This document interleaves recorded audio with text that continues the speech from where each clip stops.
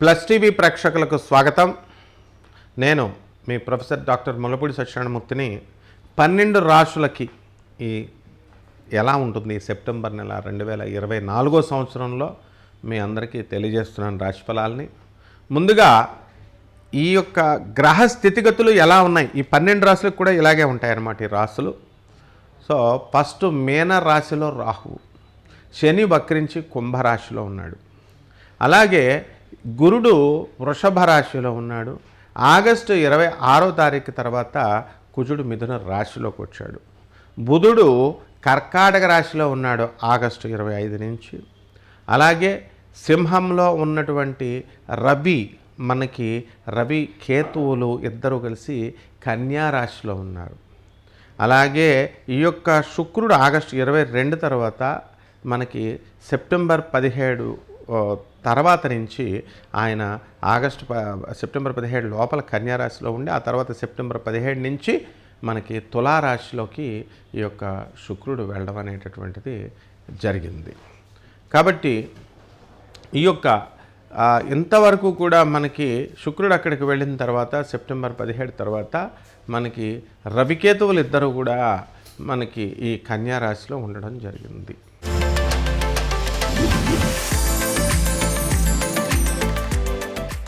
మకర రాశి.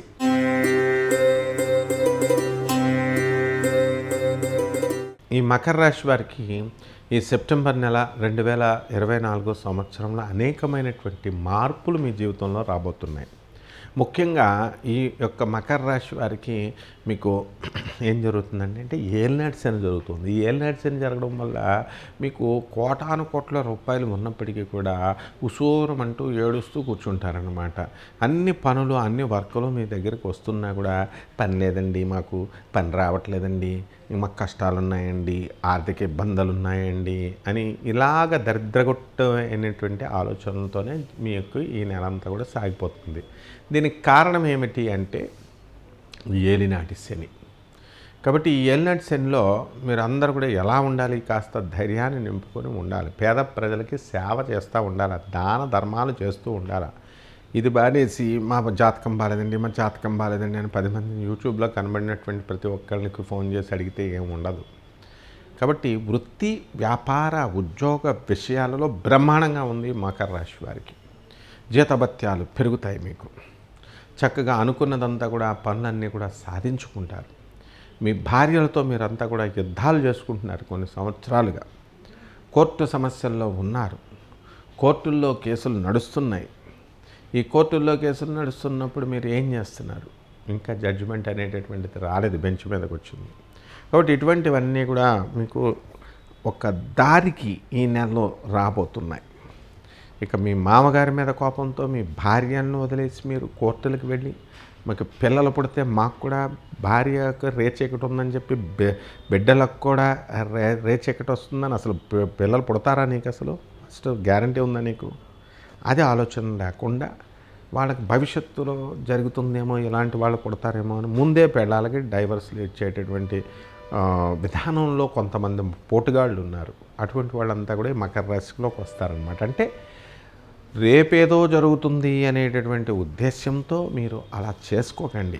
ఇప్పుడు ప్రజెంట్ లైఫ్లో వర్తమానంలో బ్రతకాలి. ఇదంతా కూడా దేని వల్ల వస్తుందంటే రాహు గ్రహం వల్ల వస్తుంది. రాహు విష్ణుమూర్తినే నమ్మడు, అందువలన ఇల్యూషన్లో మిమ్మల్ని ఇన్ఫాక్చుయేషన్లో కన్ఫ్యూజన్లో ఉంచుతాడు. కాబట్టి ప్రమోషన్స్ అనేటటువంటివి మీకు ఖచ్చితంగా వస్తాయి. ఉద్యోగాల్లో గుర్తింపు ఉంటుంది. కాకపోతే క్రెడిట్ అనేటటువంటిది ప్రతి దాంట్లో ఒక టీం మీద చేసినప్పుడు మీకు అంత ఆకర్షణ శక్తి ఉండదు, అంత గుర్తింపు మీకు ఉండదు. భార్యాభర్తలతో ఎన్నో సంవత్సరాల నుంచి విడాకులు తీసుకుంటారు. విడాకులు తీసుకున్న వాళ్ళు ఒకే ఇంట్లో మళ్ళీ ఉంటారు. గొడవలు దెబ్బలాడుకుంటూ ఉంటారు. భార్యాభర్తలు టెక్స్ట్ మెసేజ్లు పెట్టుకుంటూ ఉంటారు ఒకచోటే ఉండి. అలాగే ఈ విధంగా ఈ యొక్క మకర రాశి వారి యొక్క జీవన విధానం ఉంటుంది నెలలో. విద్యార్థుల దగ్గరికి వచ్చేసరికి విద్యార్థులు బ్రహ్మాండంగా చదువుతారు, మంచి మంచి ఉద్యోగాలు వస్తాయి. పోలీస్ డిపార్ట్మెంట్లో కూడా సెలెక్ట్ అవ్వడానికి అవకాశాలు ఉంటాయి. ప్రభుత్వపరమైనటువంటి అంశాలన్నిటిలో కూడా మీరు ముందంజ ఉంటారు. అలాగే గవర్నమెంట్ పనులు ఏవైతే ఉన్నాయో బిల్స్ రావడం లేదండి, శాంక్షన్ అవ్వట్లేదండి అని అనుకునేటటువంటి వాళ్ళందరికీ కూడా శాంక్షన్ అయిపోవడం అనేటటువంటివి జరుగుతాయి. R&B, railways, state government, Bhagiratha projects, ఇలా చాలా ప్రాజెక్ట్స్ ఉన్నాయి కదా. వీటి నుంచి ఎంతో కాలం పెండింగ్లో ఉన్నటువంటి ప్రభుత్వ పనులు అన్నీ కూడా పూర్తి కావడం అనేటటువంటివి ఈ నెలలో జరుగుతాయి. కాబట్టి అనవసరమైనటువంటి ఆందోళనలు ఈ మకర రాశి వారు కోరి నెత్తి మీద తెచ్చుకుంటారు. ఏమండి, మా స్థలంలో మాకు నిధి ఉందండి, ఆ తర్వాత ఒక విగ్రహం దొరికిందండి, మరి ఇది మీరు తీసేటటువంటి వాళ్ళు ఎవరన్నా ఉన్నారా అండి అని ఇలాంటి పిచ్చి పిచ్చి అపోహలతో అసలు నిధి నీకు ఎలా ఉందండి అని మనం అడిగినప్పుడు ఏం చెప్తారంటే, వీళ్ళు ఎవరో చెప్పారండి ఉందని, జ్యోతిష్కులు చెప్పారండి, వీళ్ళు ఇలాంటి అనవసరమైనటువంటి అంశాలలోకి వెళ్ళి పోలీస్ కేసుల్లోకి మీరు ఇరుక్కోవడం అనేటటువంటివి చేస్తారు. అలాగే మీ పిల్లల నుంచి మీకు మనశ్శాంతి అనేటటువంటిది రాదు. మా జీవితాలు నాశనం అయిపోయినాయండి అనేటటువంటి ధోరణిలోనే మీరు అలా ఆలోచిస్తూ ఉంటారు ఈ నెలంతా కూడా. కాబట్టి వడ్డీ వ్యాపారం చేసేటటువంటి వాళ్ళకి బ్రహ్మాండంగా కలిసి వస్తుంది. చిట్టి బిజినెస్ చేస్తున్నటువంటి వాళ్ళందరికీ కూడా చిట్లు మీరు బ్రహ్మాండంగా వేసి సాధిస్తారు.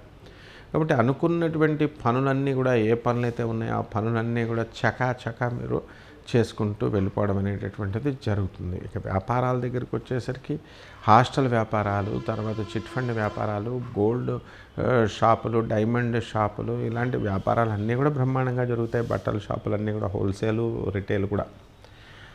అలాగే వివాదాలకి మీరు అందరూ కూడా దూరంగా ఉండడానికి మీరు మకర రాశి వాళ్ళు ప్రయత్నిస్తారు. అయితే మూర్ఖత్వము అనేటటువంటిది మాత్రం మిమ్మల్ని కబళించి వేసేసి మీ ఇంట్లో మీ తల్లిదండ్రులను గౌరవించకుండా, లేకపోతే మీ యొక్క గురువులను గౌరవించుకోకుండా మీ ఇష్టానుసారం మీరు పనులు పూర్తి చేసుకొని కన్ఫ్యూజన్స్లో, ప్రాబ్లమ్స్లో పడడానికి అవకాశాలు ఈ నెలలో ఉంటాయి. దీనికి రెమెడీస్ ఏం చేయాలంటే, ఏలినాటి శని జరుగుతుంది కాబట్టి శని జపం చేయండి, శని స్తోత్రాలు చదవండి, శనికి కిలోంపావు నల్ల నువ్వుల్ని, నల్లని వస్త్రాన్ని పేద బ్రాహ్మణులకి శనివారం నాడు ఉదయం 8 గంటలకి దానం చేయండి. అలాగే దశమహావిద్యల్లో ఒకటైనటువంటి మహాకాళి అమ్మవారి యొక్క హోమాన్ని మీ ఇళ్లల్లో జరిపించుకోవడం ద్వారా మీకు ఈ నెలలో శని ప్రాబ్లం అనేటటువంటిది పోతుంది.